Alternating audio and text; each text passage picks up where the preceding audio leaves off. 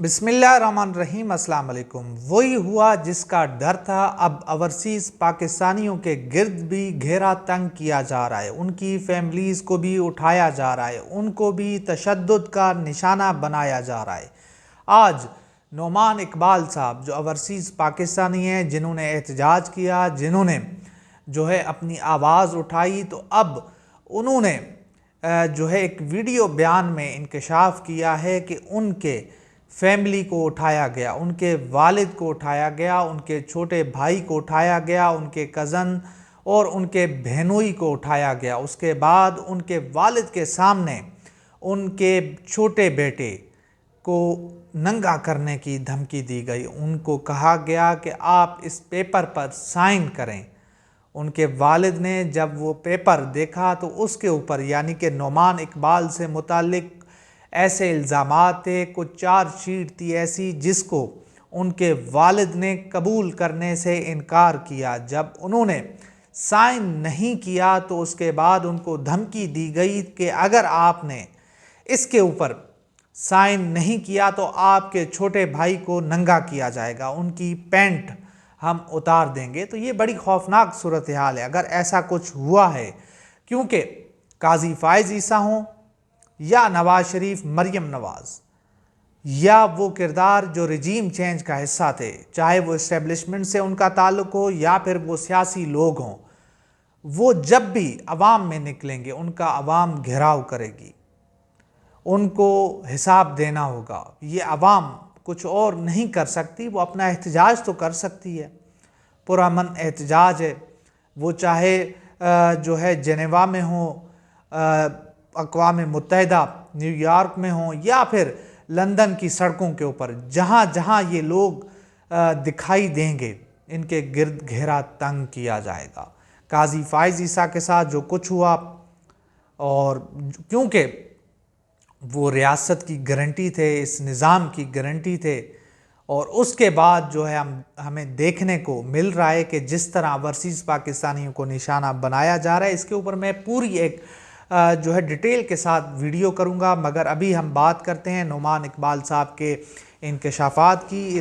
ये बड़े खौफनाक इंकशाफात हैं कि एक फ़ैमिली को उठाया जाता है और उनके वालिद को के सामने उनके बेटे को नंगा करने की धमकी दी जाती है, उनके कपड़े उतारे जाते हैं।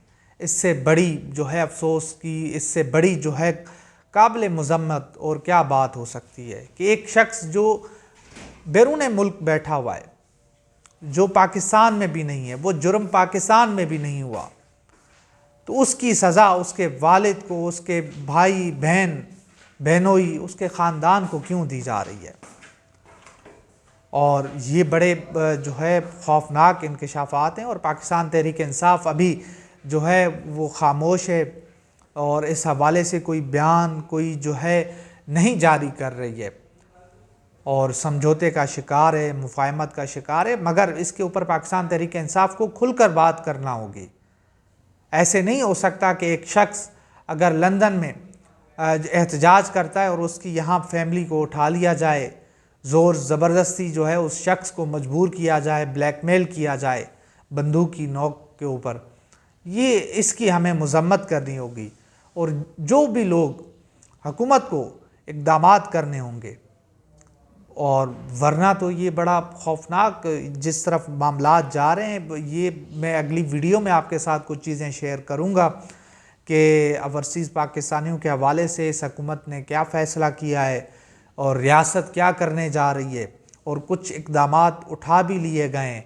तो अब काजी फ़ाइज़ ईसा अगर वो बाहर जाते हैं, तो अगर उनके ख़िलाफ़ एहतजाज होता है, तो क्यों ना ये कौम एहतजाज करे। जो उन्होंने यहाँ पर सफाकियत की, जो यहाँ पर उन्होंने इंसाफ का कत्लेआम किया, इस बदमाश के ख़िलाफ़ एहतजाज होना चाहिए पूरी कौम के सामने, पूरी दुनिया के सामने। इनका जो असल चेहरा है वो तो दिखलाया जाए ना कि इसने किस तरह पाकिस्तान में इंसाफ का कत्ल किया, किस तरह इसने जो है इंसानी हुकूक की पामालियाँ होती रहीं, ये सोया रहा।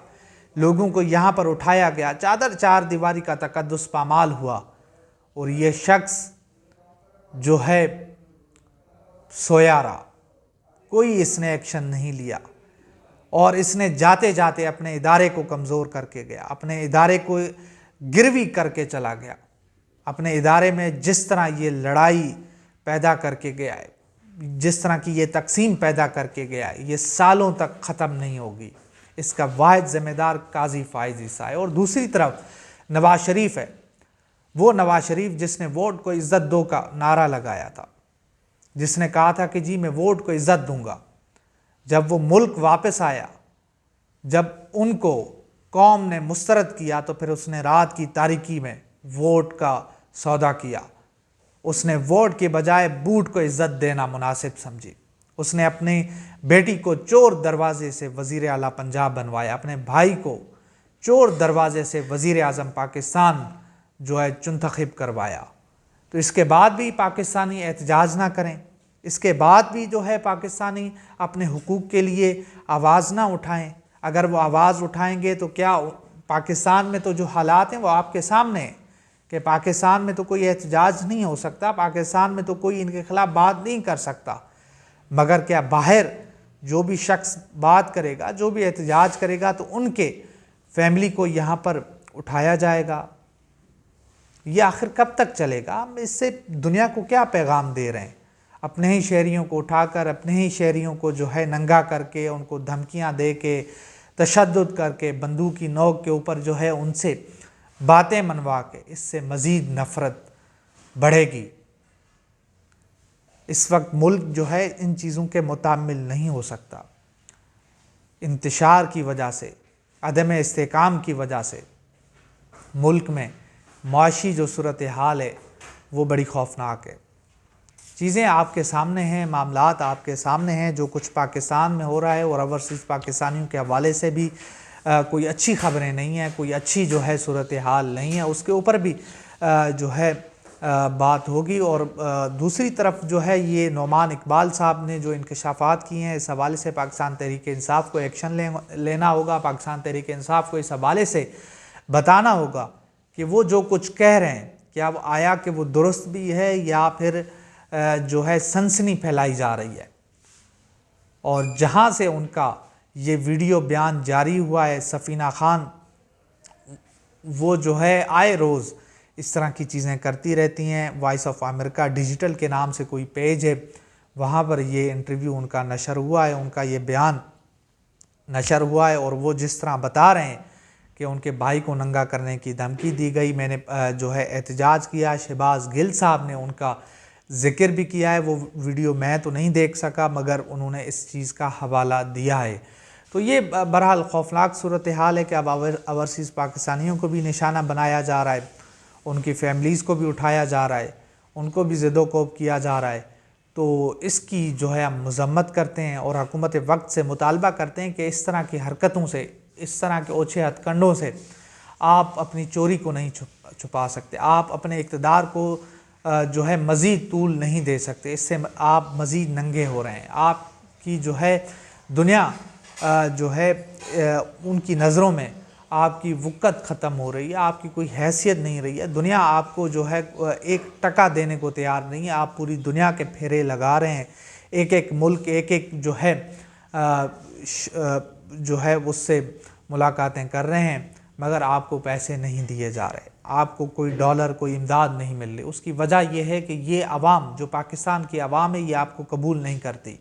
پوری دنیا جانتی ہے کہ آپ فارم 47 کے اس پہ وجود میں آئیں، آپ کا عوام سے، عوامی مینڈیٹ سے کوئی تعلق نہیں ہے۔ تو یہ پوری صورتحال تھی جو میں نے آپ کے سامنے رکھی ہے۔ تو انشاءاللہ ملتے ہیں اگلی ویڈیو میں، تب تک کے لیے اللہ حافظ۔